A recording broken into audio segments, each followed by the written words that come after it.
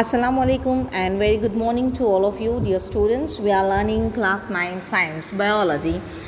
Dear students, previously we did the experiments, or we can say the practicals or the activities of chapter number 5, the fundamental unit of life.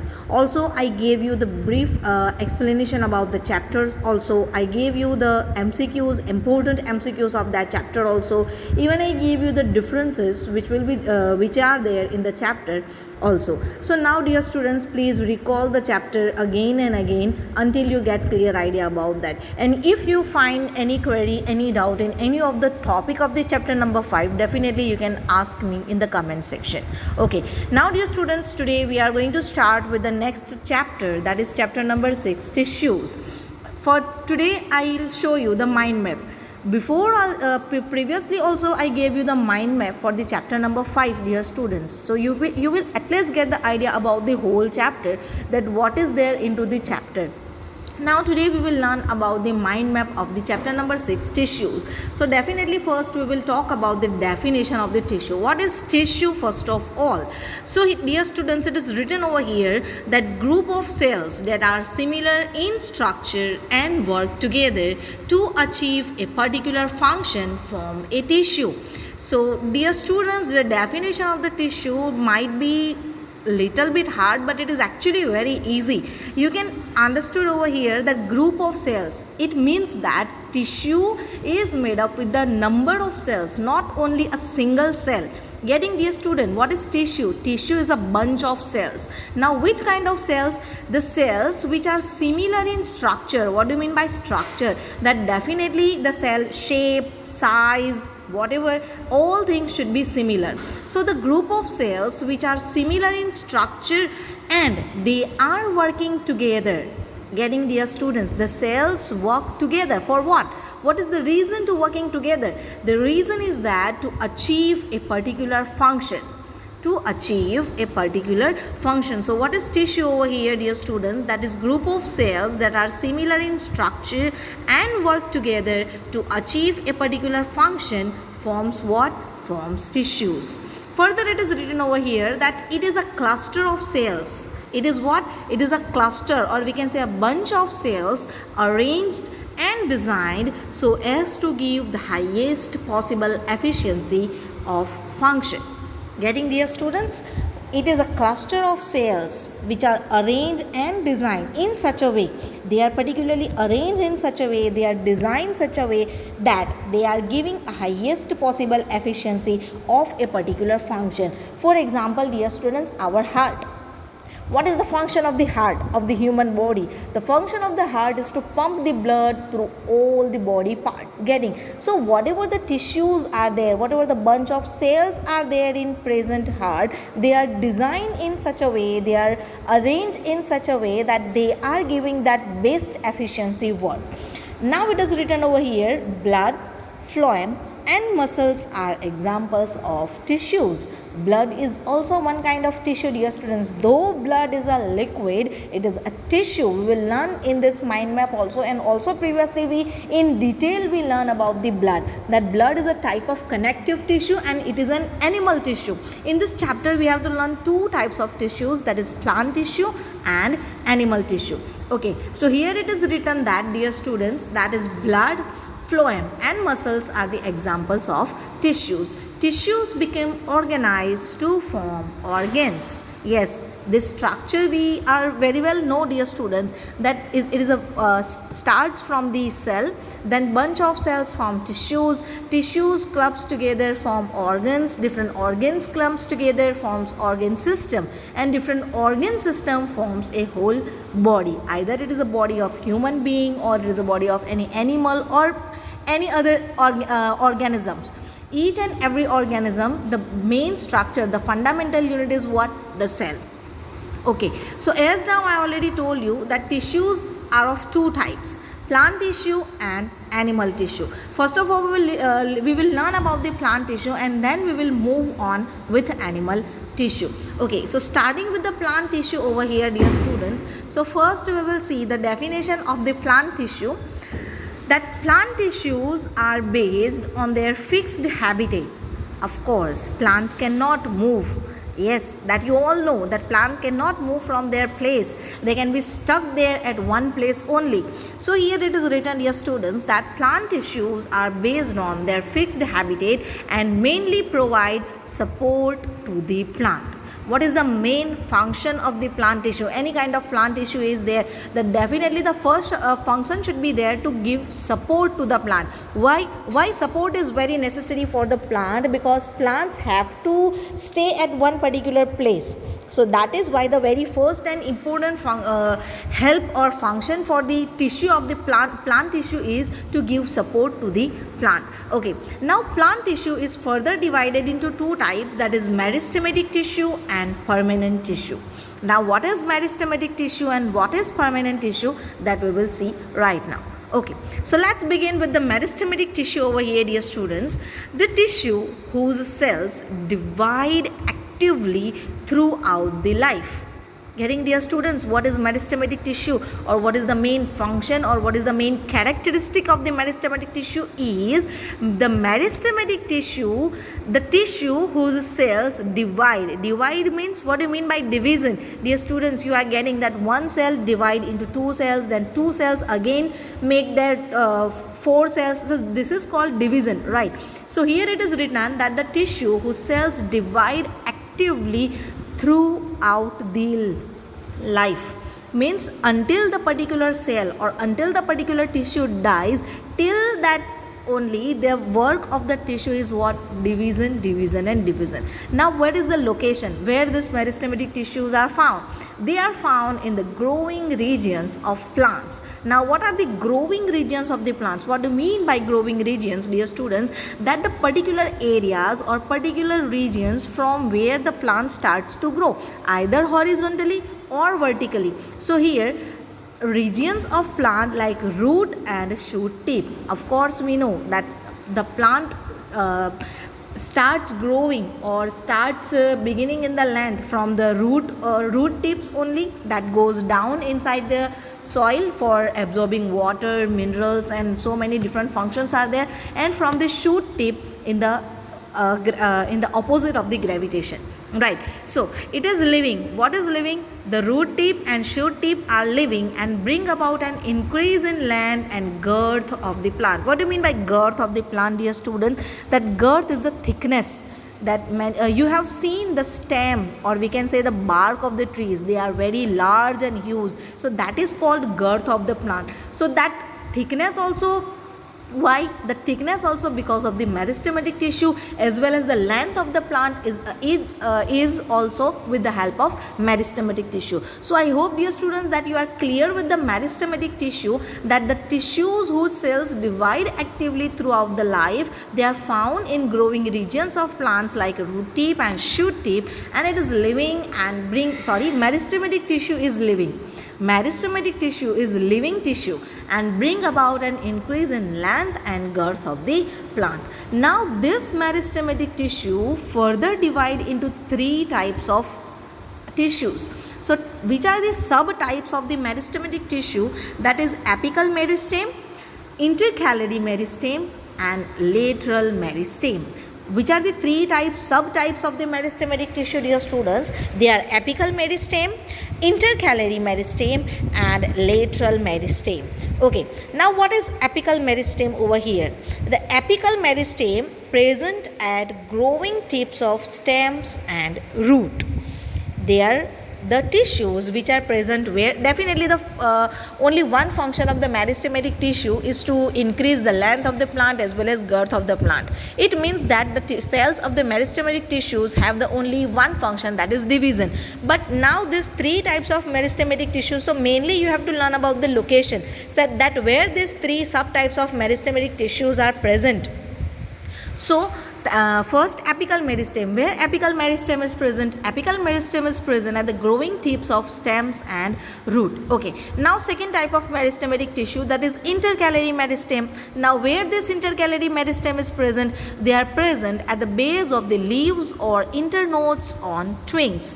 Now here, what do you mean by internodes? Dear students, if you have closely observe, or if you have closely take a look of a particular plant, if a small plant, if a particular small branch, then you can get the idea that between two leaves there is some of the gap, or at the base of the leaf you can find out some node like structure. So that particular space is called as internodes. That particular space is called as internodes. So where this intercalary meristem is present, this intercalary meristem is present at the base of the leaves, means at the particular point from where the leaf starts to grow from the stem. So at the base of the leaves or internodes on twigs. Now what is the function of the intercalary meristem? To increase the distance between two leaves, means to increase in the stem. That is the function of what? That is the function of the intercalary meristem. Now the third type of meristematic tissue is lateral meristem. Lateral, that what do you mean by lateral? Might be you have heard many times this word lateral in mathematics, that lateral means what? Side, right? So here also the same meaning. Lateral means what? Side. So lateral meristem, that is present on the sides of stems and roots. Now why is it necessary to be here a particular tissue on the sides of roots and side of stem? As now I already told you, dear students, that you have seen the bark of trees which are very much wide in size. So how they are wide in size? Due to which tissue? Due to this tissue, lateral meristem, because such kind of tissues are present at the side of the plants, and they are help in increasing the girth of the plant. They are help in increasing the, what I can say, the horizontally they are helping in the horizontally thickness of the plant. So here the three subtypes of the meristematic tissue, that is apical meristem, intercalary meristem and lateral meristem. Okay, so this is all about the meristematic tissue, that is one kind of plant tissue. Now we are further moving with the second type of plant tissue, that is permanent tissue. Now what do you mean by permanent tissue over here? That these tissues do not divide. And this is the main thing about the permanent tissue. Why they are called as permanent? Because these tissues do not divide. Whereas meristematic tissue, the main function or the main characteristic of the meristematic tissue is the division. Whereas permanent tissues do not divide. They take up permanent shape, size and function. What actually happens over here, dear students, whatever the meristematic cells are there, when they get older and older, then at a particular stage, they lose the ability for the division. Which cells? Meristematic cells. Meristematic cells have the ability to divide, but after getting older and older, at particular stage, they lose their ability to divide and they convert into a perfect shape, size and function, and that cells are called as what? That cells are called as permanent cells, and the particular tissue is called as permanent tissue. These are formed from meristematic tissue when they lose the ability to divide, as now I already told you, dear students. So getting the difference between meristematic tissue and permanent tissue, that meristematic tissues cells are divide actively throughout the life. Only one function they have, division, division and division. Whereas permanent tissue, they do not divide. Okay, so now permanent tissue is further divided into two subtypes, that is simple permanent tissue and complex permanent tissue. Now we will learn first simple permanent tissue and then we will move on the complex permanent tissue. Okay, so first of all we have to learn why simple permanent tissue is called as simple and why complex permanent tissue is called as complex. So because the simple permanent tissue is made up of only one type of cell. Now here what do you mean by one type of cell? Dear students, one type of cells means all the cells which are present in the tissues, they are either with the same shape or same size or same function, or only single type of cells are present in this tissue. That is why they are called as simple permanent tissue. Whereas in complex permanent tissue, they are made up with more than one type of cell. Means in one tissue, 4 different type of cells are there. Means if 4 cells are there, all that 4 cells having different shape also, having different size also, having different function also, means some kind of complexity is present in particular tissues. That is why they are called as complex permanent tissue. Whereas in simple permanent tissue, all the cells present in the tissues are simple. Simple means are all same, with the same shape, same size and same function. Okay, so now which are the simple permanent tissue? There are 3 subtypes of the simple permanent tissue, dear students, that is parenchyma, collenchyma and sclerenchyma. Okay, so in detail we will take about the parenchyma, collenchyma and sclerenchyma. First of all, we will take a look of the parenchyma. Okay, parenchyma is the simplest form of tissue with little specialization. Now, which kind of specialization over here? That these provide support to plants and also store food. The main function we can say, dear students, of this parenchyma is to store food. Definitely all tissues, all plant tissues give the support to the plant. So definitely parenchyma also gives or provides support to the plant. But the main function over here of the parenchyma is to store food. Getting, dear students, that also remember that parenchyma is the simplest form of plant tissue. Getting, and the main function is to provide support and stores the food. Now further we are moving with the second type of simple permanent tissue, that is collenchyma. Now what is collenchyma? The cells in this tissue are living. Definitely parenchymal cells are also living cells. So here collenchymal cells are also living cells. Elongated. What do you mean by elongated? Means they are longer in size and irregularly thickened at the corners. The cells, of course, they are living, they are elongate, means they are elongated and irregularly thickened at the corners. Now what is the location of the collenchyma tissue? The collenchyma generally found in leaf stalks below the epidermis. Where the collenchyma is present, it is generally found in leaf stalks. Now what do you mean by leaf stalks over here, dear students? As we now already talk about the internodes, that particular portion, that particular space is called as here leaf stalks. Below the epidermis, collenchymal cells are present. Now what is the function of collenchymal tissue? That collenchyma provide mechanical support and elasticity to plant tissues. Mechanical support, that as one thing you should have to remember over here, dear students, that each and every plant tissue have the main function to support to the plant. Now why the plant needs support? Because they have to stuck at one particular place. That is why plant needs support. But here the different tissue, that is collenchyma, as they are provide mechanical support, another with that beside is that they having the elasticity which they are giving to the plant tissues. For example, at the stormy winds or during the monsoon season, might be you have seen the stretching or bending of the stems. Now how a plant can bend its own branch or its own leaves? With the help of which tissue? With the help of collenchymal tissue. Now the third type of simple permanent tissue is sclerenchyma.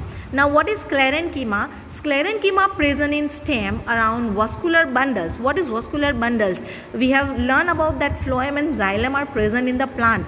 So that both the combination of phloem and xylem is called as what? They are called as vascular bundles. Okay, so sclerenchyma present in stems around vascular bundles in the veins of leaves and hard covering of seeds and nuts.